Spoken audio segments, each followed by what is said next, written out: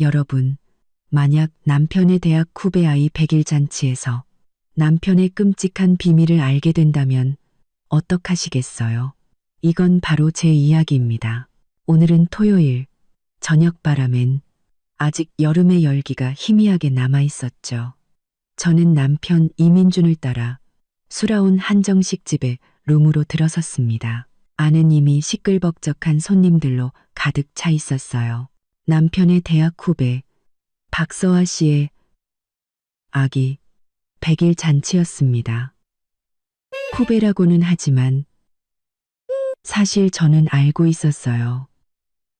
둘이 대학 시절부터 유난히 가깝게 지냈다는 걸요. 예전에 민준 씨는 그녀가 참 순하고 착하다고 입버릇처럼 말하곤 했죠. 당시에는 대수롭지 않게 넘겼지만 방안을 가득 채운 축하의 목소리를 들으니 이상하게 마음 한구석이 답답해졌습니다. 룸 한가운데에는 박서아 씨가 화사한 분홍색 원피스를 입고 포대기에 꽁꽁 쌓인 아기를 안고 있었습니다. 그녀는 얼굴에 미소를 가득 머금은 채 주변 사람들과 인사를 나누고 있었죠. 이민주는 안으로 들어서자마자 자연스럽게 그쪽으로 다가갔습니다.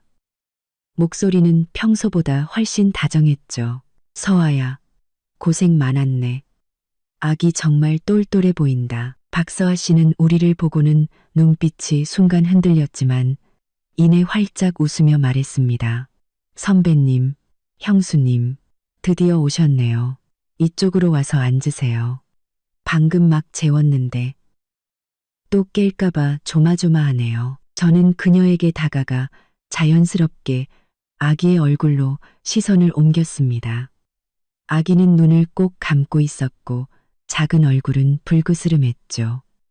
속눈썹이 참 길었어요. 그런데 아기가 작게 칭얼거리며 눈꺼풀을 살짝 들어올리는 순간 제 심장이 쿵 하고 내려앉았습니다. 살짝 위로 올라간 눈꼬리가 이민준과 그야말로 판박이었기 때문입니다. 옆에 있던 친척으로 보이는 아주머니 한 분이 다가와 웃으며 말했습니다. 아이고, 아기 참 잘생겼네. 눈이 엄마를 닮았나? 아빠를 닮았나? 페이꼬 박서아 씨는 아기를 감싼 다묘를 꽉 붙잡으며 어색하게 대답했습니다. 아무래도 저를 더 많이 닮지 않았을까요? 아직 아기라 잘 모르겠어요. 저는 아무 말도 하지 않았습니다. 그저 아기의 콧날을 한 번 더 쳐다봤을 뿐이죠. 저 오뚝한 콧날의 곡선은 이민준이 아니면 대체 누구의 것이란 말인가요? 그때 마침 이민준이 저를 돌아봤습니다. 그의 눈빛에는 제가 무슨 말이라도 할까봐 재촉하는 듯한 기색이 서려 있었죠. 그는 어색하게 웃으며 상황을 수습했습니다. 애들은 어릴 때 다 비슷비슷하잖아요. 좀 더 크면 확실히 알 수 있겠죠. 서아야, 몸조리 잘했나 보네. 얼굴색이 아주 좋아. 저는 입꼬리만 살짝 올린 채 대꾸하지 않았습니다.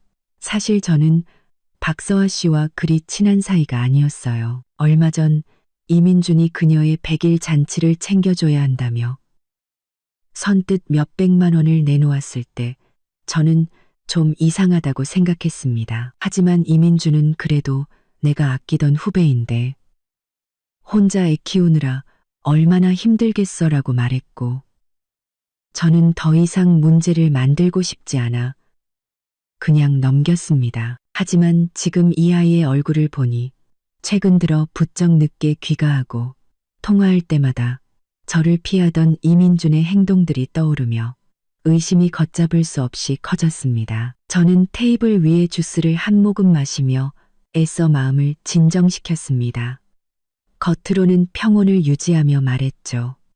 네, 정말 건강해 보이네요. 서아 씨도 너무 무리하지 말고 아기 돌보면서 틈틈이 쉬어야 해요. 박서아 씨는 고개를 끄덕였지만 제 눈을 마주치지는 못했습니다. 그녀는 서둘러 화제를 돌렸죠. 형수님, 선배님, 어서 앉으세요. 곧 음식 나올 거예요. 아, 민준 선배. 저쪽에 있는 동기들 좀 챙겨줄 수 있어요? 이민준은 알겠다며 몸을 돌려 자리를 떠났습니다. 저는 옆의자에 앉았지만 시선은 자꾸만 아기에게로 향했죠. 그때 아기가 다시 잠에서 깼습니다. 박서아 씨는 아기를 달래며 작은 볼을 부드럽게 쓰다듬었습니다. 우리 아가 착하지. 하지만 저는 똑똑히 봤습니다. 아기가 입을 벌리고 울음을 터뜨릴 때 드러난 작은 잇몸의 모양이 이민준의 어릴 적 사진 속 모습과 정확히 일치한다는 것을요. 예전에 어머님이 보여주셨던 이민준의 아기 때 사진. 저는 그 모습을 똑똑히 기억하고 있었습니다. 주변 사람들은 여전히 시끌벅적하게 대화를 나누며 축하의 말을 건네고 있었지만 제 마음은 이미 확신으로 가득 찼습니다. 이 아이는 19, 아니 10이면 10. 이민준의 아이였습니다. 하지만 저는 지금 소란을 피울 생각이 없었습니다. 이렇게 사람이 많은 곳에서 일을 벌이면 창피한 건 이민준뿐만이 아니니까요. 저 역시 그런 꼴은 사양입니다. 저는 그저 핸드폰을 꺼내 메시지를 확인하는 척하며 몰래 아기의 옆모습을 사진으로 찍었습니다. 사진을 저장한 뒤 저는 다시 고개를 들어 옆 사람과 아무렇지 않게 대화를 나누기 시작했습니다. 이민준이 앞으로 어떻게 나올지 차분히 지켜볼 참이었습니다. 이민준은 동기들과 잠시 이야기를 나누더니 다시 박서아 씨 곁으로 돌아왔습니다. 그리고는 주변을 살피다 아무도 보지 않는 틈을 타 아기의 머리를 조심스럽게 쓰다듬었죠. 그 눈빛에 담긴 다정함은 최근 저에게서는 좀처럼 볼 수 없었던 것이었습니다. 저는 그 모습을 눈에 담으며 속으로 차갑게 비웃었습니다. 그래. 이민준. 박서아, 어디 한번 끝까지 연극해봐. 그 연극. 내가 끝내줄 테니. 따뜻한 음식들이 나오기 시작했습니다. 종업원들이 접시를 들고 분주하게 오갔고 음식 냄새와 술 냄새가 뒤섞여 방 안에 퍼졌지만 저는 아무런 입맛도 느낄 수 없었습니다. 제 눈은 여전히 박서아 씨가 안고 있는 아기에게 향해 있었죠. 방금 본 닮은 눈매가 머릿속을 떠나지 않았습니다. 기회를 봐서 한 번 더 확인해야 했어요. 눈매만으로는 부족했습니다. 혹시나 정말 우연의 일치일 수도 있으니까요. 몇 분 지나지 않아 박서아 씨는 아기를 안고 있는 것이 힘에 부치는 듯 했습니다. 그녀는 팔을 주무르며 옆에 있는 친구에게 투덜거렸죠. 얘가 보기보다 꽤 무거워. 오래 안고 있으니 팔이 너무 아프네. 아까 기저귀 갈 때도 힘이 없어서 혼났어. 그 친구는 웃으며 말했습니다. 네가 워낙 튼튼한 아들을 낳아서 그렇지. 저기 유모차에 잠깐 눕혀두지 그래? 박서아 씨가 막 몸을 일으키려 할 때 저는 재빨리 다가갔습니다. 얼굴에는 적당한 걱정을 담고서 말했죠. 서아 씨, 내가 좀 안아줄게요. 그러다 팔목 나가겠어요. 이제 막 산후조리 끝났는데 무리하면 안 돼요. 그녀는 잠시 망설였습니다. 제게 아이를 맡기고 싶지 않은 기색이 역력했죠. 하지만 주변 사람들이 모두 보고 있는 상황이라 거절할 수도 없었습니다. 결국 그녀는 마지못해 아이를 제게 건넸습니다. 형수님, 얘가 방금 젖을 먹어서 토할지도 몰라요. 조심하세요. 걱정 말아요. 저도 예전에 언니의 돌봐준 경험 많아요. 저는 아이를 받아들고 허리를 받친 채 일부러 아이를 감싸고 있던 속사계를 살짝 아래로 내렸습니다. 저는 기억하고 있었습니다. 이민준의 왼쪽 쇄골 아래에 작은 파탈만한 붉은 점이 있다는 것을요. 속사계를 아이의 어깨 아래까지 내렸을 때 제 눈은 그 자리에 그대로 멈춰버렸습니다.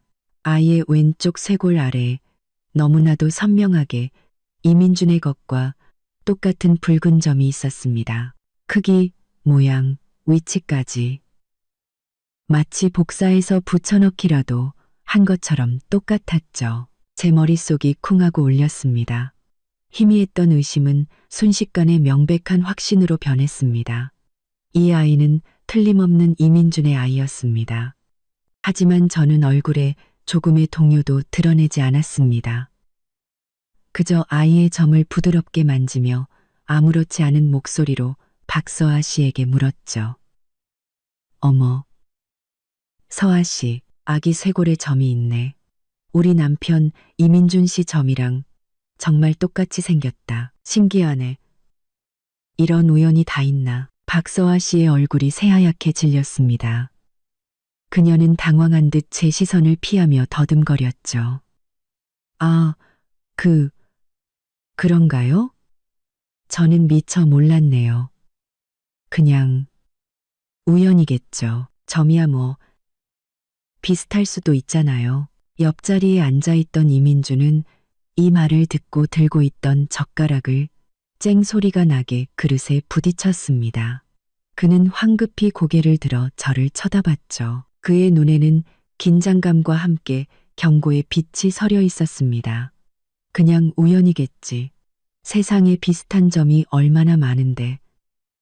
당신 괜한 상상하지 마. 저는 이민준을 쳐다봤습니다. 그는 제 눈을 똑바로 보지 못하고 피하기 바빴죠. 이 반응, 사실상 인정하는 거나 마찬가지 아니겠어요? 저는 속으로 냉소하며 겉으로는 여전히 미소를 지었습니다. 하긴 내가 너무 예민했나 봐요. 저는 아이를 조심스럽게 박서아 씨의 품에 다시 안겨주었습니다. 아기가 졸린 것 같네. 어서 유모차에 눕혀줘요. 계속 안고 있으면 힘들잖아요. 박서아 씨는 황급히 아이를 받아들고는 마치 도망치듯 옆에 있는 유모차에 아이를 눕혔습니다. 그리고는 굳이 담요를 끌어올려 아이의 어깨와 쇄골 부분을 꼼꼼하게 덮었죠. 마치 제가 그 점을 다시 볼까봐 두려워하는 사람처럼요. 주변 사람들은 우리 사이의 미묘한 기류를 전혀 눈치채지 못한 채 여전히 시끌벅적하게 술을 마시고 이야기를 나누고 있었습니다. 누군가 이민준에게 술을 권했고 그는 애써 태연한 척 술잔을 들었지만 저는 그의 손이 미세하게 떨리는 것을 똑똑히 봤습니다. 저는 테이블 위에 물컵을 들어 한 모금 마시며 속에서 끓어오르는 감정을 억눌렀습니다. 지금은 소란을 피울 때가 아니었습니다. 이렇게 사람이 많은 곳에서 일을 터뜨리면 저만 우스워질 뿐이죠. 저는 조용한 곳으로 가서 오빠에게 전화를 해야 했습니다. 저는 자리에서 일어나 이민준에게 말했습니다. 나 화장실 좀 다녀올게. 금방 와. 이민준은 다른 사람과 잔을 부딪히느라 고개도 돌리지 않고 대답했습니다. 빨리 다녀와. 그는 제가 정말 화장실에 가는 줄로만 알았겠죠. 제가 다음에 무슨 일을 벌일지는 꿈에도 상상하지 못한 채 말입니다. 화장실에서 나온 저는 바로 룸으로 돌아가지 않았습니다. 복도 창가에 기대어 잠시 밤바람을 쐬었죠. 서늘한 바람이 제 머리를 식혀주었습니다. 아직 얼굴을 붉힐 때는 아니었습니다. 일단 이민준이 이 거짓말을 어떻게 둘러댈지 끝까지 지켜봐야 했죠. 2분도 채 지나지 않아 등 뒤에서 발소리가 들려왔습니다. 돌아보니 역시나 이민준이었습니다. 그는 빈 술잔을 들고 어색한 미소를 지으며 제게 다가왔습니다. 왜 여기서 바람 쐬고 있어? 아는 사람도 많은데 감기 걸리겠다. 저는 움직이지 않고 그의 눈을 똑바로 쳐다봤습니다. 아니 너무 시끄러워서 바람 좀 쐬려고. 그는 어색하게 손을 비비며 할 말을 찾는 듯 했습니다. 잠시 망설이던 그는 마침내 더듬거리며 입을 열었죠. 아까 룸에서 그 점 얘기 너무 대놓고 한 거 아니야? 서하게 혼자 애 키우느라 힘든데 괜히 오해받으면 어떡해. 저는 속으로 비웃었습니다. 결국 내 기분은 안중에도 없고 박서아 씨가 곤란해질까봐 걱정하는 거였군요. 저는 일부러 눈썹을 치켜 세우며 물었습니다. 오해, 무슨 오해? 난 그냥 신기해서 한 말인데 내가 뭐 틀린 말이라도 했어? 이민주는 시선을 피하며 제 어깨를 감싸려 손을 뻗었지만 저는 몸을 틀어 그의 손을 피했습니다. 허공에 멈춘 그의 손이 무한해졌고 그의 얼굴이 굳어졌습니다. 당신이 틀렸다는 게 아니라 그냥 애들을 가지고 너무 복잡하게 생각하지 말라는 거지. 나랑 서아는 그냥 평범한 선후배 사이야. 당신 쓸데없는 생각 좀 하지 마. 평범한 선후배 사이라고? 저는 그의 말을 되뇌었습니다. 목소리는 낮았지만 얼음장처럼 차가웠죠. 평범한 선후배가 몇백만 원씩이나 써가면서 100일 잔치를 챙겨줘? 평범한 선후배가 전화 한 통에 그렇게 불이 나게 달려나가? 이민준, 당신 내가 바보인 줄 알아? 그는 제 추궁의 말문이 막힌 듯 입을 열었지만 아무 말도 하지 못했습니다. 결국 그는 목소리를 낮춰 말할 뿐이었죠. 목소리 좀 낮춰. 여기 복도에 사람 지나다닌단 말이야. 할 말 있으면 집에 가서 해. 여기서 창피하게 왜 이래? 창피해.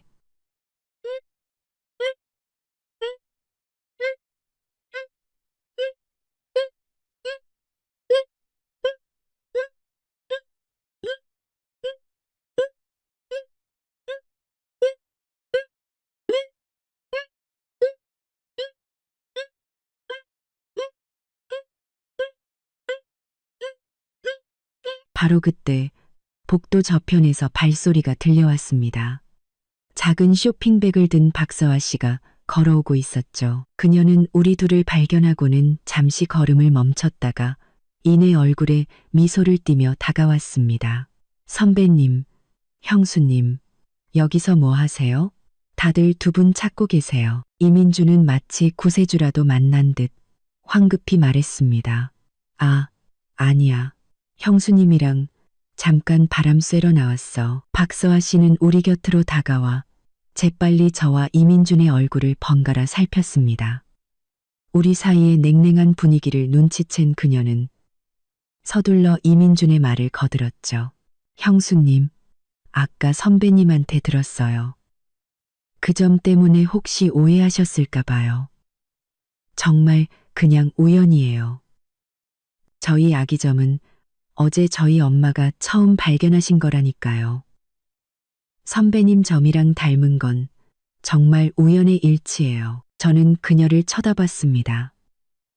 그녀는 손에 든 쇼핑백을 꽉 쥐고 있었고 손가락 마디가 하얗게 질려 있었죠. 시선은 불안하게 흔들렸고 목소리마저 떨리고 있었습니다. 이건 해명이 아니라 오히려 제 의심에 불을 지피는 꼴이었죠. 저는 그녀의 거짓말을 더 이상 파고들지 않았습니다.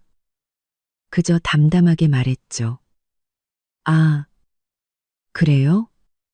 정말 신기한 우연이네요. 박서아 씨는 제가 더 이상 추궁하지 않자 안도의 한숨을 내쉬며 서둘러 이민준의 팔을 잡아 끌었습니다. 선배님, 아내 최 대리님이랑 동기들이 선배님이랑 술 한잔하려고 기다리고 있어요. 어서 들어가요. 너무 오래 기다리게 하면 안 되잖아요. 이민주는 고개를 끄덕이고는 저를 돌아보며 경고의 눈빛을 보냈습니다. 더 이상 소란 피우지 마 라고 말하는 듯했죠. 저는 그를 무시하고 두 사람의 뒤를 따라 룸으로 들어갔습니다. 룸 안은 여전히 시끌벅적했지만 저는 이민준과 박서아 씨 둘 다 안절부절 못하고 있다는 것을 똑똑히 느낄 수 있었습니다. 이민준은 술을 몇 잔 마셨지만 아까처럼 편안해 보이지 않았고 자꾸만 제 눈치를 살폈죠. 박서아 씨는 유모차 옆에 붙어 앉아 마치 제가 다가올까봐 두려워하는 사람처럼 아이에게서 눈을 떼지 못했습니다. 저는 자리에 앉아 핸드폰을 만지작거렸습니다. 메시지를 확인하는 척했지만 사실 머릿속은 온통 앞으로의 계획으로 가득 차 있었죠. 증거는 거의 다 모였습니다. 이제 오빠가 나설 차례였습니다. 저는 이민준이 눈치채지 못하도록 더 은밀한 기회를 노려야 했습니다. 잠시 후 룸에 있던 누군가가 아기와 함께 단체 사진을 찍자고 제안했습니다. 모두들 유모차 주변으로 모여들었고 이민준과 박서아 씨도 그쪽으로 갔죠. 모두의 관심이 아기에게 쏠려 있었습니다. 저는 이 틈을 타 자리에서 일어나 옆 사람에게 말했습니다. 저 화장실 좀 다시 다녀올게요. 먼저들 찍으세요. 아무도 제 이상한 낌새를 눈치채지 못하고 어서 다녀오라며 손을 흔들었습니다. 저는 룸을 나와 이번에는 화장실로 가지 않았습니다. 대신 호텔 복도 끝에 있는 비상구로 향했죠. 그곳은 아무도 없었고 통화하기에 안성맞춤이었습니다. 비상구 문을 살짝 열자 불 꺼진 계단으로 복도에 희미한 빛이 새어 들어왔습니다. 핸드폰 화면을 확인하기에 딱 좋은 어둠이었죠. 저는 차가운 벽에 기댄 채 화면을 넘겨 오빠라고 저장된 번호를 찾았습니다. 김수혁, 제 친오빠이자 어릴 때부터 저를 지켜준 든든한 버팀목이었죠. 오빠는 지금은 투자 회사를 운영하며 인맥도 넓고 일 처리도 아주 깔끔했습니다. 제가 억울한 일을 당했을 때 가장 먼저 생각나는 사람이었죠. 저는 통화 버튼을 눌렀습니다. 신호음이 한번 울리자마자 전화가 연결되었습니다. 수화기 너머로 오빠의 낮고 단호한 목소리가 들려왔습니다. 여보세요. 이 시간에 웬일이야? 남편 후배 100일 잔치 간 거 아니었어? 오빠의 목소리는 평소처럼 무심했지만 이곳에서 벌어진 엄청난 사건은 전혀 예상하지 못한 듯했습니다. 저는 심호흡을 하며 목소리가 떨리지 않도록 최대한 침착하게 말했습니다. 오빠, 나 지금 100일 잔치 현장인데 일이 좀 생겼어. 이민준, 그 후배 박서아랑 애가 있었어. 오늘 100일인 이야기가 바로 둘의 아이야. 전화기 너머로 잠시 침묵이 흘렀습니다. 제가 예상했던 추궁이나 분노는 없었죠. 오빠는 그저 차분하게 물었습니다. 확실해? 잘못 본 거 아니고? 틀림없어. 저는 바닥의 그림자를 노려보며 단호하게 말했습니다. 아기 눈매가 이민준이랑 판박이야. 심지어 쇄골 아래에 있는 붉은 점까지 똑같아. 위치도 모양도. 아까 이민준한테 떠보니까 당황해서 어쩔 줄을 모르더라고. 박서아라는 여자도 마찬가지고. 둘 다 숨기질 못해. 또다시 짧은 침묵이 흘렀습니다. 이윽고 들려온 오빠의 목소리에는 그 어떤 군더더기도 없었죠. 오직 든든한 약속만이 담겨 있었습니다. 알았다. 너 거기서 괜히 소란 피우지 말고 그냥 얌전히 있어. 밥 먹을 거 있으면 먹고. 나머지는 내가 알아서 처리할게. 그 자식 어떻게 해줄까? 저는 핸드폰을 쥔 손에 힘을 주었습니다. 그동안 억눌렀던 억울함과 분노가 오빠의 이 한마디에 든든한 버팀목을 얻은 듯 했습니다. 저는 더 이상 혼자서 발버둥 칠 필요가 없었습니다. 오빠가 이 모든 것을 깔끔하게 정리해 줄 테니까요. 저는 잠시 숨을 고른 뒤 한 글자 한 글자 힘주어 말했습니다. 오빠, 시작해줘. 그 사람 자기 회사를 목숨처럼 여기고 돈을 세상에서 제일 중요하게 생각하잖아. 그럼 그 사람이 가장 아끼는 것부터 무너뜨려줘. 나를 배신한 대가가 얼마나 끔찍한지 뼈저리게 느끼게 해주고 싶어. 좋아. 오빠는 단 한마디로 대답했습니다. 그 어떤 위로의 말보다도 더 큰 힘이 되는 한마디였죠. 걱정하지 마. 2시간 안에 결과 보게 될 거야. 너무 오래 밖에 있지 말고 이제 그만 들어가. 무슨 일 있으면 다시 전화할게. 응, 고마워 오빠. 제 목소리가 조금 풀렸지만 눈물은 흘리지 않았습니다. 아직 올 때가 아니었으니까요. 이민준이 완전히 무너지고 나면 그때 가서 이 빚을 천천히 갚아줄 참이었습니다. 전화를 끊은 저는 핸드폰을 주머니에 넣고 비상구 문틈으로 비치는 제 모습을 보며 머리를 정돈했습니다. 얼굴에 이상이 없는 것을 확인한 후에야 저는 문을 열고 룸으로 향했죠. 룸 입구에 다다르자 이민준이 문 앞에 서서 저를 찾고 있는 것이 보였습니다. 그는 제가 오자 황급히 다가왔죠. 그의 목소리에는 떠보는 듯한 기색이 역력했습니다. 왜 이렇게 오래 걸렸어? 한참 찾았잖아. 무슨 일 있는 줄 알았네. 저는 입꼬리를 살짝 올리며 온기 없는 미소를 지었습니다. 별일 아니야. 복도에서 오빠랑 잠깐 통화했어. 집안일 때문에. 이민주는 제가 정말 오빠와 집안 얘기를 나눴다고 생각했는지 눈에 띄게 안심하는 듯 했습니다. 그는 고개를 끄덕이며 말했죠. 아, 단체 사진은 다 찍었어. 이제 막 식사 시작하려던 참이야.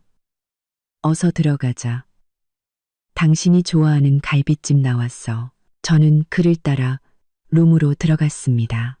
박서아 씨가 마침 고개를 들어 저를 쳐다봤고 그녀의 눈에는 여전히 불안감이 서려 있었죠. 제게서 별다른 이상을 느끼지 못하자 그녀는 다시 고개를 숙여 유모차 속 아이의 담요를 덮어주는 척했습니다. 주변 사람들은 여전히 시끌벅적했습니다. 제가 방금 비상구에서 어떤 통화를 했는지 그리고 그 통화로 인해 이민준의 평온한 일상이 곧 산산조각 날 것이라는 사실을 그 누구도 알지 못했죠. 저는 자리에 앉아 젓가락을 들고 갈비찜 한 점을 입에 넣었습니다.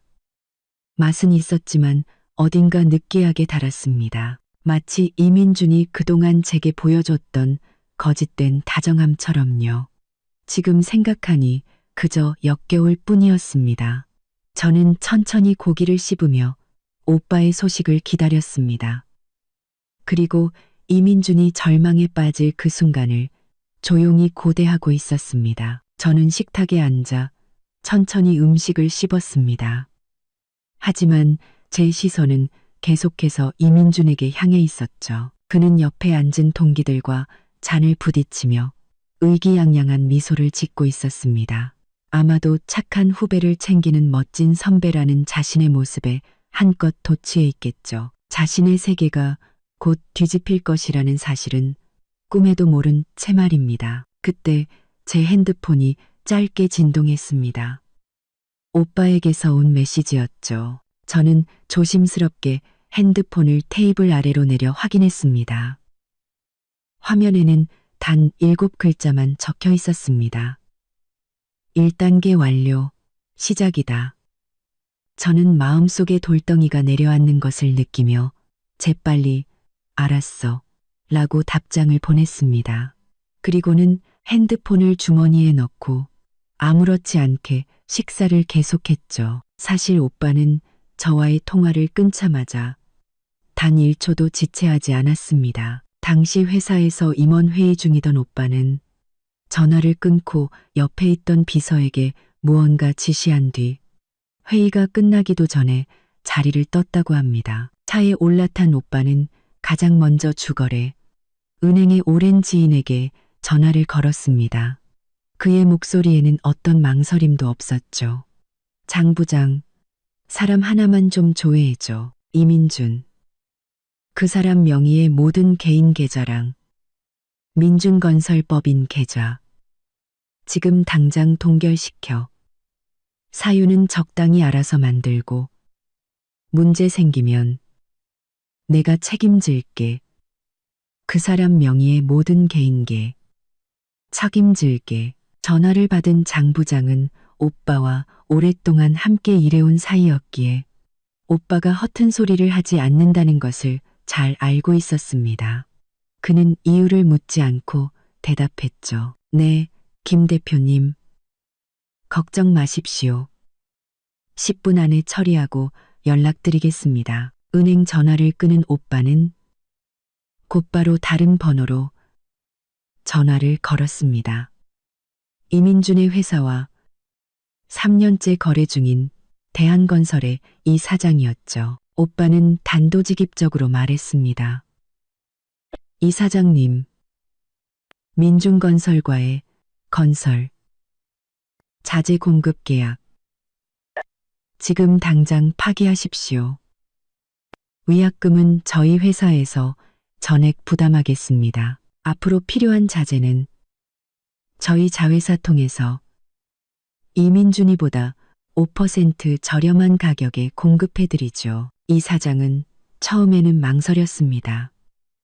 이민준과 꽤 오랫동안 거래해온 사이였으니까요. 하지만 오빠가 모든 책임을 지고 심지어 더 저렴한 가격에 자재를 공급해주겠다고 하자 그는 즉시 마음을 바꿨습니다. 김 대표님께서 그렇게까지 말씀하시는데 제가 뭘 더 망설이겠습니까? 즉시 법무팀에 연락해서 계약 해지 통보서 보내도록 하겠습니다. 30분 안에 처리될 겁니다. 그리고 채 30분도 되지 않아 장 부장에게서 전화가 왔습니다. 대표님, 모두 처리되었습니다. 이민준 개인명의 계좌 3개와 법인 계좌 전부 동결시켰습니다. 은행에 와서 조회하면 계좌 이상으로 인한 사용 정지라고만 뜰 겁니다. 오빠는 하고 짧게 대답한 뒤 비서에게 다시 지시했습니다. 혹시 이민준이 숨겨놓은 다른 계좌나 다른 회사와의 계약이 있는지 전부 다 확인해봐. 그놈이랑 관련된 건 모조리 다 끊어버려. 한편 100일 잔치가 한창인 룸 안에서는 이민준의 핸드폰이 울렸습니다. 회사 직원이 건 전화였죠. 그는 미간을 찌푸리며 룸 밖으로 나가 전화를 받았습니다. 그의 목소리에는 짜증이 가득했죠. 무슨 일이야? 오늘 나 중요한 일 있다고 했잖아. 회사 일은 내일 얘기해. 전화기 너머의 직원은 다급한 목소리로 말했습니다. 사장님, 큰일 났습니다. 회사 법인 계좌가 동결됐어요. 방금 은행에 갔는데 계좌가 이상하다면서 돈을 인출할 수가 없다고 합니다. 그리고 대한건설에서 방금 계약 해지 통보서가 왔습니다. 더 이상 우리랑 거래 안 한다고. 이민준은 잠시 멍해졌습니다. 그는 직원이 무언가 착각했다고 생각했죠. 너 정신 나갔어? 계좌가 왜 동결돼? 은행 시스템에 문제 생긴 거 아니야? 그리고 대한건설은 또 뭐야? 계약 기간 아직 남았는데 무슨 해지야? 다시 한번 똑바로 확인해보고 전화해. 직원은 울먹이며 말했습니다. 사장님, 제가 3번이나 확인했습니다. 은행에서는 계속 계좌 이상이라고만 하고 대한건설에서 온 계약 해지 통보서는 지금 제 메일함에 와 있습니다. 바로 보내드릴게요. 이민준은 전화를 끊고 불안한 마음에 서둘러 메일을 확인했습니다.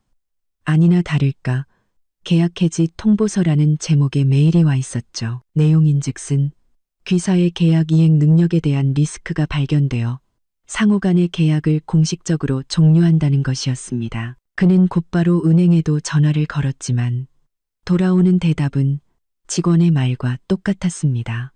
고객님의 계좌는 현재 이상 상태로 사용이 일시 정지되었습니다. 그는 복도에 서서 어찌된 영문인지 생각했습니다. 멀쩡하던 계좌가 왜 갑자기 동결되고 대한건설은 왜 갑자기 계약을 해지한단 말인가? 혹시 경쟁사가 뒤에서 장난이라도 친 걸까? 그때 박서아 씨가 룸에서 나왔습니다. 이민준의 굳은 표정을 본 그녀는 그의 팔을 잡아 끌며 물었죠. 선배님, 무슨 일이에요? 표정이 왜 그래요? 이민준은 황급히 핸드폰을 주머니에 넣으며 애써 태연한 척했습니다. 아니야, 회사의 별일 아닌 문제로 직원이 호들갑 떤 거야. 신경 쓰지 말고 어서 들어가서 마저 식사하자.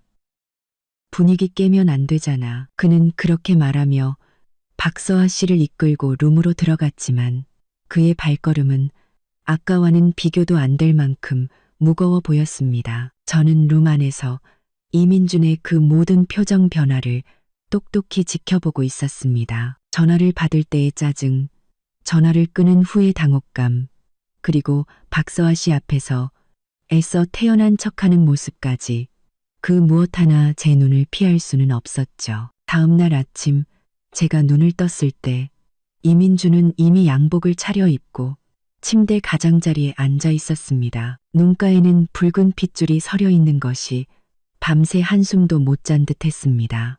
그는 제가 깨어난 것을 보고 억지 미소를 지으며 말했죠. 일어났어? 나 오늘 회사에 급한 일이 생겨서 아침은 같이 못 먹겠네. 배달시켜 먹어. 저는 하고 짧게 대답하며 더 이상 묻지 않았습니다. 그가 회사에서 어떤 일을 마주하게 될지 저는 이미 다 알고 있었으니까요. 그의 멋진 쇼를 감상할 일만 남아 있었죠. 그는 제가 추궁하지 않자 안심한 듯 서둘러 서류 가방을 들고 집을 나섰습니다. 물 한 잔 마시지 않은 채였죠. 이민준이 회사 건물 주차장에 차를 세웠을 때 그는 건물 입구에서 직원 몇몇이 수군거리고 있는 것을 발견했습니다. 직원들의 표정은 하나같이 어두웠죠. 그의 심장이 쿵하고 내려앉았습니다.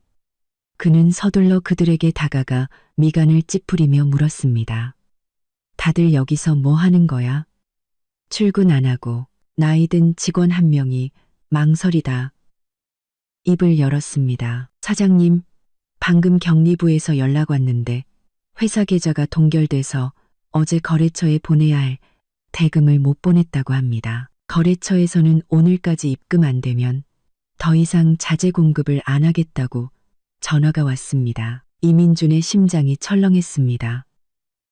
그는 애써 태연한 척했죠. 알았어. 내가 사무실 가서 처리할 테니 다들 자기 자리로 돌아가서 일 봐. 그는 서둘러 사무실로 들어갔습니다. 비서는 이미 서류 뭉치를 든 채 그를 기다리고 있었죠. 그녀의 얼굴은 하얗게 질려 있었습니다. 사장님, 오늘 아침에 받은 계약 해지 통보서들입니다. 대한건설뿐만 아니라 다른 거래처 세 곳에서도 계약을 해지하겠다고 연락이 왔습니다. 사유는 모두 우리 회사의 계약 이행 능력이 의심된다는 것이었습니다. 이민주는 서류를 거칠게 빼앗아 들었습니다. 그의 손이 떨리고 있었죠.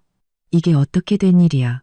다들 우리랑 잘만 거래해 왔는데 왜 갑자기 계약을 해지해? 저도 모르겠습니다.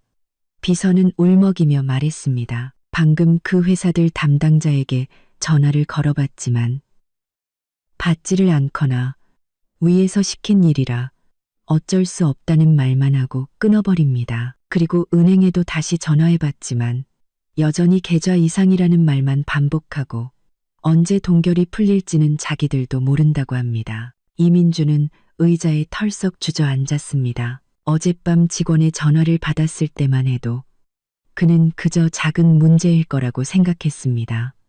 하지만 지금 보니 상황은 그가 상상했던 것보다 훨씬 심각했습니다. 그는 직접 은행 고객센터에 전화를 걸어 법인 계좌번호를 말했습니다. 돌아온 대답은 똑같았죠. 고객님의 계좌는 현재 이상 상태로 사용이 일시 정지되었습니다. 동결 해제 시점은 추후 통보될 예정입니다. 이상 상태라니 무슨 이상 상태요? 이민주는 자신도 모르게 목소리를 높였습니다. 우리 회사 계좌는 아무 문제 없었어요. 어제까지도 정상적으로 거래했는데 왜 오늘 갑자기 이상 상태가 된 겁니까? 뭔가 착오가 있는 거 아니에요? 고객센터 직원은 기계적인 목소리로 대답할 뿐이었습니다. 고객님, 저희 쪽에서는 계좌 이상으로만 확인됩니다. 자세한 사유는 계좌를 개설하신 지점에 방문하여 문의해 주시기 바랍니다. 이민주는 전화를 끊고 차 키를 챙겨 은행으로 가려 했습니다. 하지만 그가 사무실 문을 나서려는 순간 경리부 직원이 달려왔습니다. 사장님, 큰일 났습니다. 방금 한 거래처에서 계약금을 돌려달라고 연락이 왔습니다. 우리가 받은 5천만 원 계약금. 다음 주까지 자재 공급이 안 되면 계약금 반환은 물론이고 위약금까지 청구하겠다고 합니다. 계약금을 돌려달라고? 이민주는 머리가 깨질 듯 아팠습니다.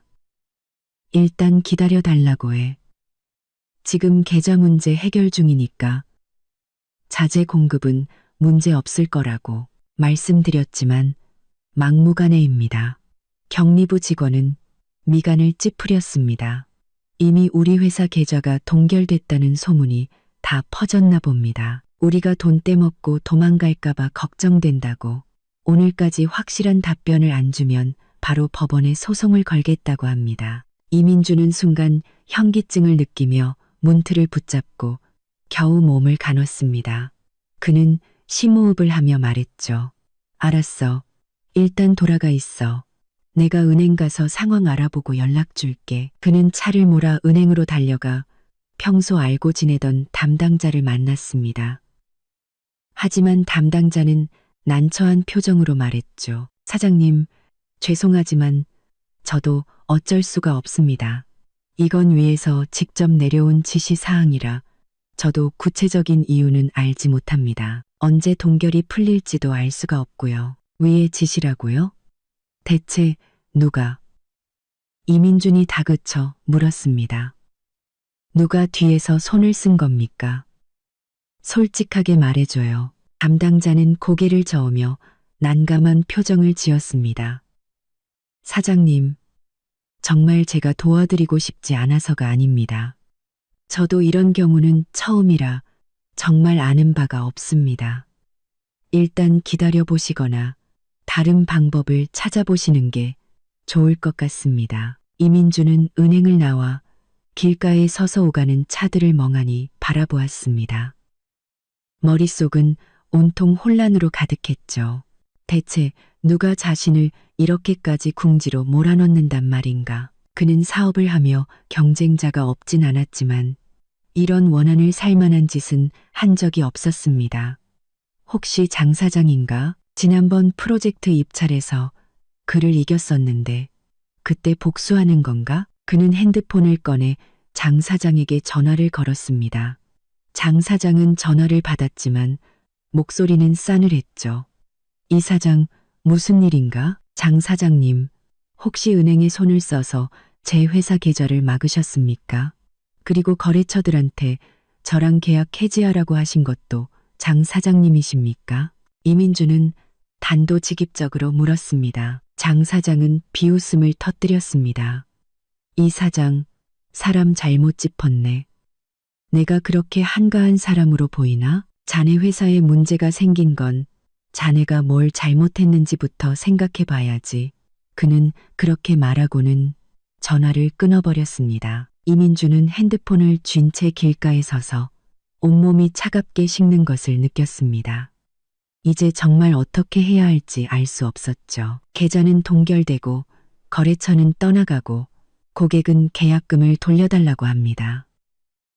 이대로 며칠만 더 지나면 회사는 정말 문을 닫게 될 겁니다. 그는 담배를 꺼내 불을 붙이고 깊게 한 모금 빨아들였습니다. 그때 그의 머릿속에 한 가지 생각이 스쳐 지나갔습니다. 혹시 김수혁, 어제 백일잔치에서 아내가 오빠와 통화했었다. 만약 김수혁이 아이의 존재를 알게 되었다면 동생을 끔찍이 아끼는 그의 성격상 자신을 가만두지 않았을 것이다. 하지만 그는 확신할 수 없었습니다. 김수혁이 아무리 능력이 좋다 한들 고작 이런 일로 자신을 이렇게까지 벼랑 끝으로 몰아붙일까? 그는 고개를 저으며 다른 가능성을 애써 떠올려 보았습니다. 그 시각 저는 집 소파에 앉아 오빠가 보내준 메시지를 보고 있었습니다. 그놈 은행 갔다가 허탕치고 지금 길거리에서 담배 피우고 있단다. 꽤나 초조한가 보네. 저는 입꼬리를 올리며 답장했습니다. 알았어 오빠. 고생이 많네. 안두튼 이민주는 길가에서 담배 한 개비를 다 피우고도 여전히 갈피를 잡지 못했습니다.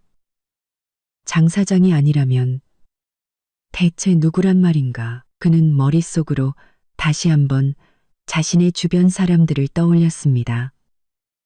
그러다 최 사장이 생각났죠. 예전에 정부 발주 공사 입찰에서 글을 꺾고 자신이 계약을 따낸 적이 있었습니다. 그때 최 사장은 두고 보자며 으름장을 놓았었죠. 으름장을 놓았었. 그는 서둘러 최 사장에게 전화를 걸었습니다. 신호음이 한참 울린 뒤에야 전화가 연결되었죠. 최 사장은 귀찮다는 듯이 말했습니다. 여보세요. 이 사장, 무슨 일이야? 나 지금 바쁜데. 이민주는 자세를 낮추고 비굴하게 말했습니다. 최 사장님, 바쁘신데 죄송합니다. 다름이 아니라 제 회사에 요즘 좀 안 좋은 일이 생겨서요. 계좌가 동결되고 거래처도 다 끊겼는데 혹시 이게 누구 소행인지 아시는 바가 있으신가요? 전화기 너머로 잠시 침묵이 흐르더니 이내 최 사장의 비웃음 소리가 들려왔습니다. 이 사장, 나를 무당으로 아나? 자네 회사 일을 내가 어떻게 알아? 그리고 자네 평소에 잘난 척은 다 하더니 이제 와서 나한테 뭘 물어봐? 내가 보기엔 자네가 최근에 누굴 잘못 건드린 것 같은데 엉뚱한 데서 사람 찾지 말고 잘 한번 생각해 보게. 그는 그렇게 말하고는 전화를 끊어버렸습니다. 이민주는 핸드폰을 쥔 채 손을 부들부들 떨었습니다. 최 사장도 아니라면 대체 누구란 말인가. 그는 마지막 희망을 걸고 대한건설의 이 사장에게 전화를 걸었습니다. 3년간 함께 일하며 술도 여러 번 마셨던 사이였기에 그라면 무언가 실마리를 줄지도 모른다고 생각했죠. 하지만 전화는 수십 번 울리다가 그냥 끊어졌고 다시 걸자 수신이 차단되었다는 메시지만 흘러나왔습니다. 결국 그는 직접 대한건설로 찾아갔지만 안내 데스크에서부터 제지당했습니다. 이 사장은 바쁘다는 핑계로 그를 만나주지 않았죠. 그는 경비원에게 쫓겨나다시피 회사 밖으로 나와 이번에는 친구들에게 돈을 빌리기 위해 전화를 돌리기 시작했습니다. 하지만 평소 형, 동생 하던 친구들은 그가 돈 얘기를 꺼내자마자 이런저런 핑계를 대며 전화를 끊기 바빴죠. 이민주는 차 안에서 핸드폰 주소록을 멍하니 바라보며 극심한 절망감에 휩싸였습니다. 평생을 공들여 쌓아온 인간관계가 위기의 순간에 이렇게나 허무하게 무너져 내릴 줄은 몰랐습니다. 바로 그때 댁에서 전화가 걸려왔습니다.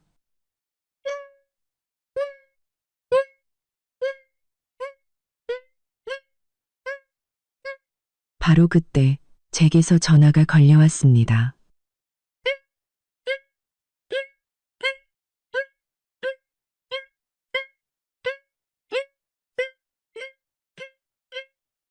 저는 집 소파에 앉아 과도를 들고 사과를 깎으며 차분하게 말했습니다. 별일 아니야. 그냥 점심때 집에 들어오나 해서 밥 시키려고. 밥은 무슨 놈의 밥. 회사가 망하게 생겼는데 밥이 넘어가? 당신은 태평해서 좋겠네. 이민주는 신경질적으로 소리치더니 이내 무언가 떠오른 듯 의심스러운 목소리로 물었습니다. 혹시 당신 오빠가 한 짓이지? 김수혁. 그 자식이 어제 백일잔치 일로 나한테 복수하는 거 맞지? 저는 속으로 냉소하며 겉으로는 놀란 척했습니다. 무슨 소리야? 우리 오빠가 왜 그런 짓을 해? 어제는 그냥 집안일 때문에 잠깐 통화한 것뿐이야. 그리고 당신 회사 일이 우리 오빠랑 무슨 상관이라고 그래? 당신 너무 예민한 거 아니야? 그 자식이 아니면 대체 누구란 말이야? 이민주는 거의 절규하듯 소리쳤습니다. 장 사장도 최 사장도 아니라고 했어. 그놈 말고 누가 이렇게까지 나를 망가뜨릴 수 있겠어. 저는 담담하게 대답했습니다. 글쎄, 난 모르겠네. 당신 일은 당신이 알아서 해결해. 괜히 우리 오빠 탓하지 말고 나 바쁘니까 이만 끊을게. 저는 전화를 끊고 잘 깎은 사과를 한 입 베어 물었습니다. 참 달콤하더군요. 이민준이 절망에 빠질수록 제 마음은 더욱 후련해졌습니다. 한편 전화를 끄는 이민준은 핸드폰을 쥔 채 멍하니 앉아 있었습니다. 김수혁이 범인이라고 확신했지만 그에게는 아무런 증거도 맞설 힘도 없었습니다. 그는 그저 목적지 없이 차를 몰며 앞으로 어떻게 해야 할지 막막해할 뿐이었습니다. 회사가 정말 망하면 박서아와 아이는 대체 어떻게 책임져야 한단 말인가. 저는 집에서 오빠가 보내주는 사진들을 보며 즐거운 시간을 보내고 있었습니다. 이민준이 여기저기서 문전박대당하는 모습이 담긴 사진이었죠. 그때 핸드폰이 카톡하고 울렸습니다. 예전에 추가해뒀던 박서아 씨의 메시지였죠. 형수님, 혹시 민준 선배 어디 있는지 아세요? 전화를 안 받아서요. 저는 눈썹을 치켜 세우며 바로 답장하지 않았습니다. 분명 무슨 곤란한 일이 생긴 게 틀림없었죠. 아니나 다를까. 제가 답장하기도 전에 그녀에게서 다급한 음성 메시지가 도착했습니다. 메시지를 재생하자 울음 섞인 그녀의 목소리가 흘러나왔죠. 형수님, 혹시 민준 선배 보시면 저한테 꼭 좀 전화해달라고 전해주실 수 있을까요? 정말 큰일 났어요. 저는 그녀를 무시하며 아침에 오빠에게 들었던 이야기를 떠올렸습니다. 이민준이 박서아 씨에게 아이 양육비 명목으로 3천만 원을 몰래 보내줬다는 이야기였죠. 그 돈은 이민준의 개인 계좌에서 빠져나갔고 지금 그 계좌는 동결된 상태였습니다. 3천만 원 역시 꼼짝없이 묶여 있을 게 뻔했죠. 아니나 다를까. 박서아 씨에게는 이미 큰일이 닥쳐 있었습니다. 그녀는 아침에 일어나 산후도우미를 구하기 위해 핸드폰 은행 앱을 켰습니다. 그녀는 이민준이 보내준 3천만 원이 있으니 당분간은 걱정 없으리라 생각했죠. 하지만 그녀가 마주한 것은 계좌 잔액 0원이라는 충격적인 화면이었습니다. 화면 아래에는 해당 자금의 이체 계좌에 이상이 발생하여 현재 자금 사용이 불가능합니다. 라는 작은 글씨가 적혀 있었죠. 그녀는 은행에 전화를 걸어 자초지종을 물었고 이민준의 계좌가 동결되어 돈을 쓸 수 없다는 청천벽력 같은 소식을 듣게 되었습니다. 그녀는 패닉에 빠져 이민준에게 수십 번 전화를 걸고 메시지를 보냈지만 그는 받지 않았죠. 그녀에게 3천만 원은 유일한 희망이었습니다. 직업도 수입도 없는 그녀에게 그 돈은 생명줄과도 같았죠. 그때 친구에게서 전화가 걸려왔습니다. 백화점에 아기 옷을 사러 가자는 전화였죠. 그녀는 전화를 받자마자 울음을 터뜨렸습니다. 나나야, 나 어떡해. 이민준이 준 3천만 원이 묶였어. 전화도 안 받고 메시지도 안 봐. 나 이제 산후도우미는커녕 분유 살 돈도 없단 말이야. 친구는 잠시 놀라더니 조심스럽게 말했습니다. 서아야, 혹시 이민준 씨한테 무슨 일 생긴 거 아니야? 어제 우리 남편한테 들었는데 민준건설이 곧 망할지도 모른대. 계좌도 동결되고 거래처도 다 끊겼다고 하던데 회사가 망해 박서아 씨의 심장이 철렁 내려앉았습니다. 그녀는 더 이상 희망이 없다고 생각했고 이민준을 찾을 수 없다면 그의 아내라도 만나서 따져야겠다고 결심했습니다. 그녀는 아이를 안고 무작정 집 밖으로 나섰습니다. 이민준이 정말 망했다면 혼자 아이를 데리고 어떻게 살아가야 할지 눈앞이 캄캄했습니다. 한편 저는 박서아 씨에게서 온 수십 개의 메시지를 보며 차갑게 웃었습니다. 그리고는 그녀의 프로필을 알림 끄기로 설정해버렸죠. 나를 찾아오겠다고? 당신과 이민준이 그 더러운 짓을 저지를 때 이런 날이 올 거라는 생각은 못했나 보지. 기다려, 당신들의 고통은 이제부터 시작이니까. 저녁 7시쯤 현관문이 쾅 하고 거칠게 열리는 소리가 들렸습니다. 이민준이었죠. 저는 소파에 앉아 TV를 보며 눈길 한번 주지 않았습니다. 밖에서 잔뜩 화가 난 채로 돌아와 제게 화풀이 하려는 속셈이 뻔했으니까요. 그는 구두를 아무렇게나 벗어 던지고 넥타이를 빗돌게 풀어헤친 채 거실로 들어왔습니다. 그리고는 서류 가방을 탁자 위로 집어던졌죠. 쨍그랑 소리와 함께 유리컵이 위태롭게 흔들렸습니다. 당신은 아직도 TV 볼 정신이 있어? 이민준이 저를 향해 소리쳤습니다. 회사가 망하게 생겼는데 당신은 걱정도 안 돼? 맨날 집에서 편하게 놀고 먹기만 하고. 저는 리모컨으로 TV 소리를 줄이고 천천히 고개를 들어 그를 쳐다봤습니다. 회사는 당신 거지, 내게 아니잖아. 내가 걱정한다고 뭐가 달라져? 내가 걱정하면 당신이 이 문제를 해결할 수 있기라도 해. 당신. 이민주는 제 말에 잠시 할 말을 잃더니 더욱 거칠게 소리쳤습니다. 다 당신 때문이야. 당신이랑 결혼하고 나서부터 되는 일이 하나도 없어. 회사가 이 지경이 된 것도 다 당신 같은 재수없는 여자 때문이라고. 재수없는 여자. 저는 실소를 터뜨렸습니다. 이민준, 당신이 무슨 짓을 했는지 정말 몰라서 그래? 회사가 어려워진 걸 왜 내 탓으로 돌려?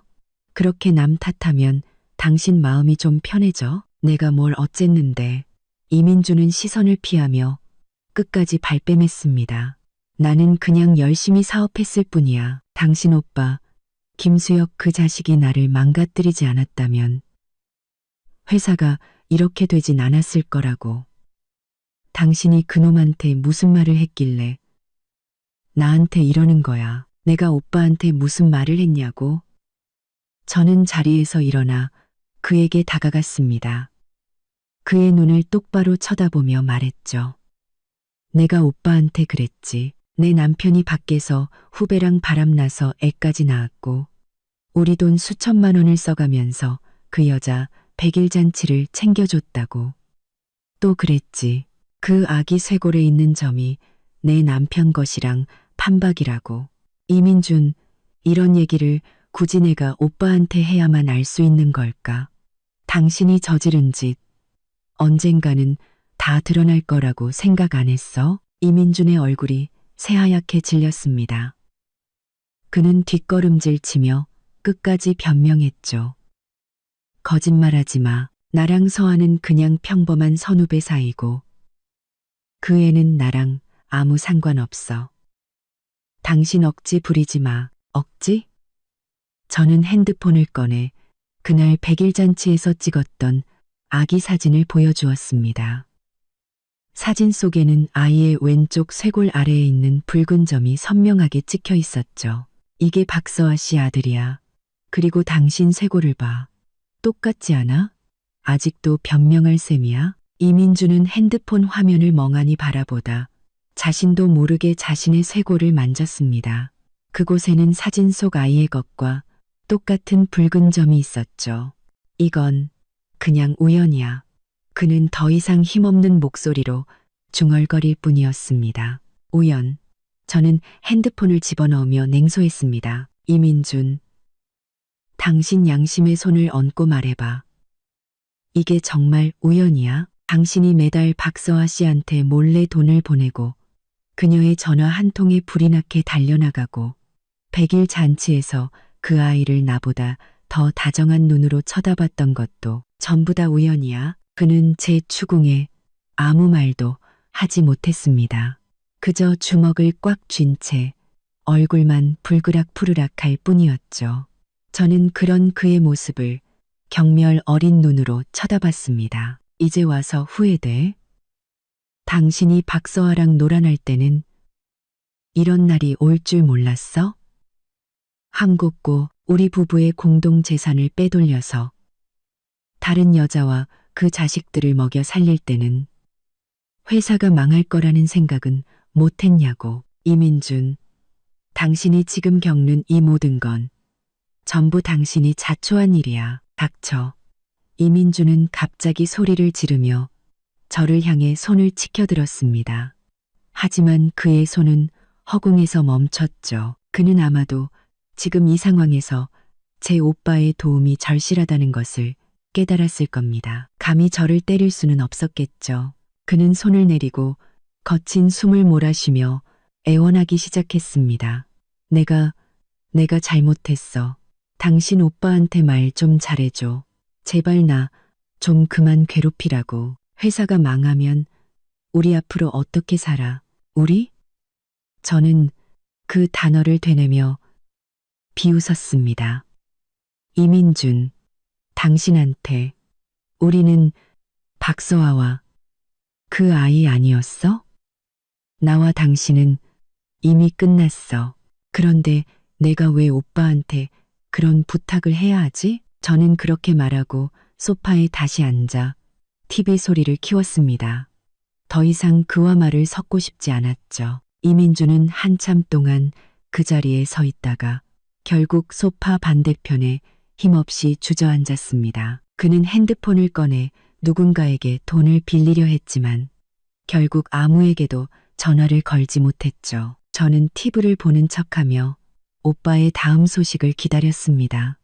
오빠는 아침에 제게 말했었죠. 이민준이 회사 자금 일부와 우리 명의로 된 아파트 한 채를 몰래 자신의 부모님 명의로 돌려놓았다고요. 오빠는 오늘 안으로 법원을 통해 그 재산들을 모두 압류할 것이고 그에게는 어떤 도망칠 구멍도 남겨두지 않을 것이라고 했습니다. 역시나 30분도 채 지나지 않아 이민준의 핸드폰이 미친 듯이 울리기 시작했습니다.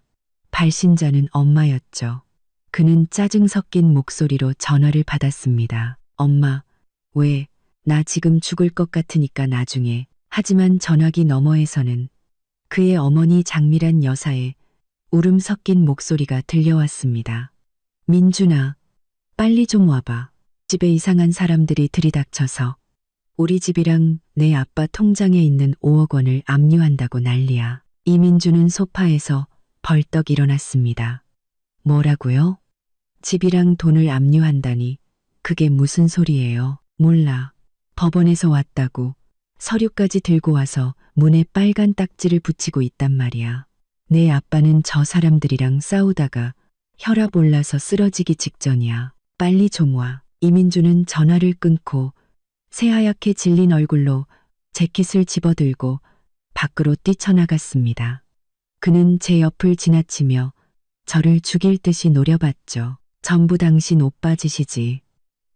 김수혁. 그 악마 같은 자식. 저는 눈도 깜빡하지 않고 차갑게 말했습니다. 당신이 재산을 빼돌린 게 잘못이지. 누굴 탓해? 다 당신이 받아야 할 벌이야. 그는 더 이상 저와 싸울 힘도 없는 듯 문을 거칠게 열고 사라졌습니다. 저는 오빠에게 메시지를 보냈죠.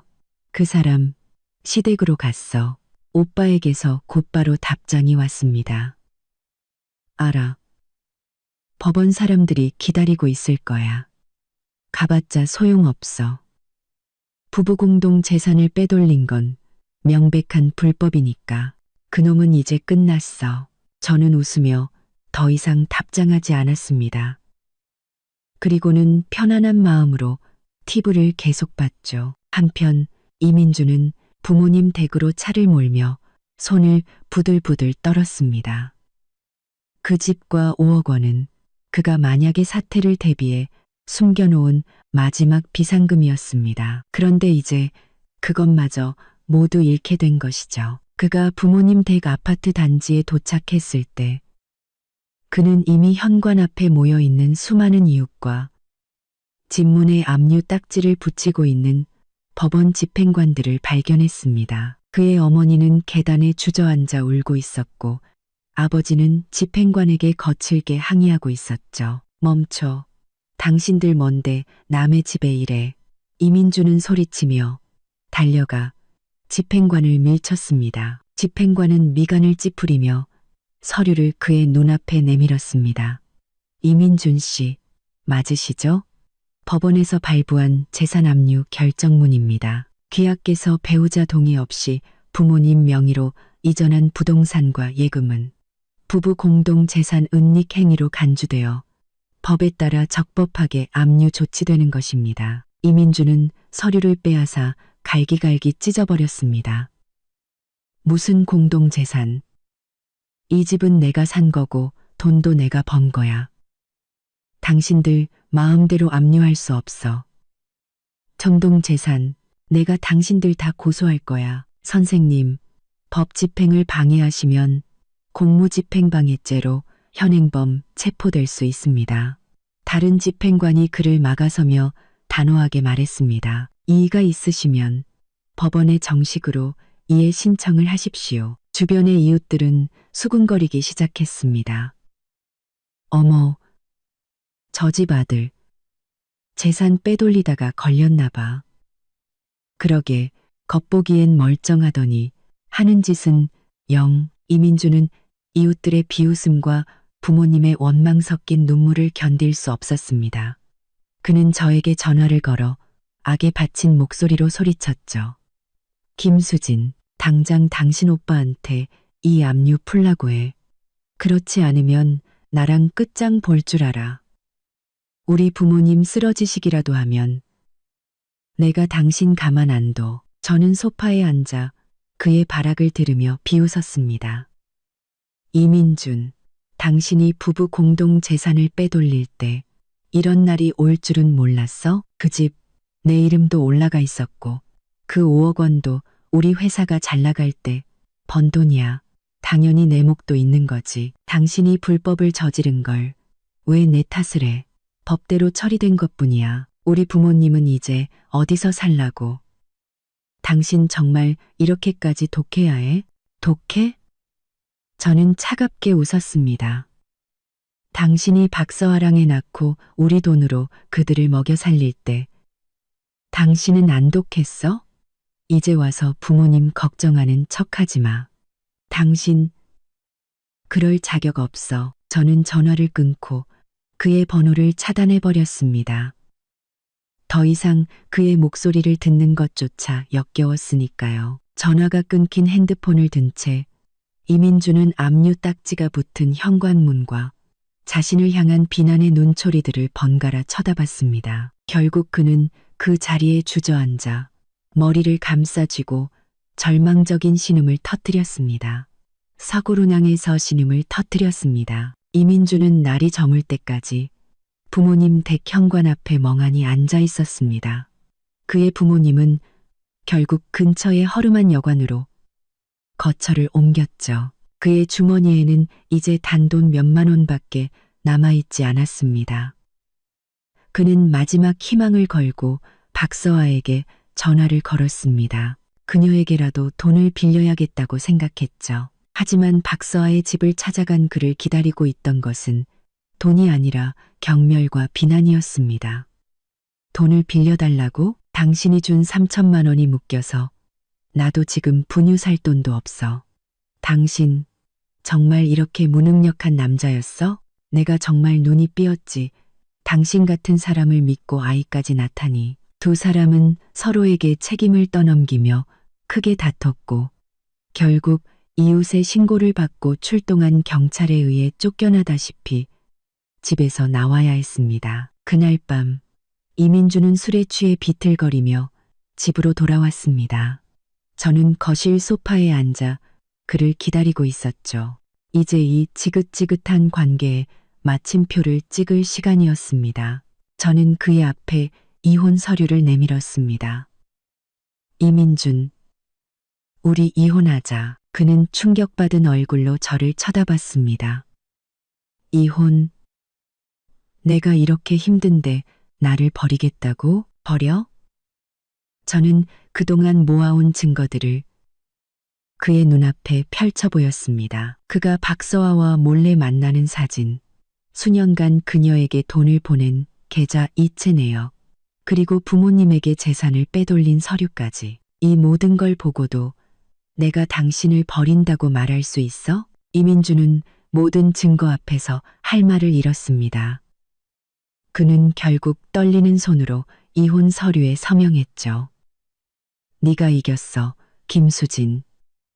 내 인생은 이제 끝났어. 저는 서명된 서류를 챙겨들고 차갑게 말했습니다. 이혼 절차는 최대한 빨리 밟을 거야. 당신 짐 챙겨서 당장 이 집에서 나가. 다음 날 아침, 우리는 구청에서 이혼 도장을 찍었습니다. 초라한 행색의 이민주는 아무 말 없이 제 곁을 스쳐 지나갔죠. 저는 그의 쓸쓸한 뒷모습을 보며 어떤 동정심도 느끼지 않았습니다. 이 모든 것은 그가 스스로 선택한 길의 끝이었으니까요. 그 후 법원의 판결에 따라 이민준이 빼돌렸던 재산은 대부분 제게 돌아왔습니다. 그의 회사는 결국 파산했고 그는 수억 원의 빚더미에 올라앉았죠. 매일같이 빚 독촉에 시달리며 그는 친구들에게도 외면당하고 허름한 고시원을 전전하며 비참한 생활을 이어갔습니다. 그의 부모님 역시 아들 때문에 집을 잃고 변두리에서 어렵게 생활한다고 들었습니다. 박서아 씨의 삶도 순탄치 않았습니다.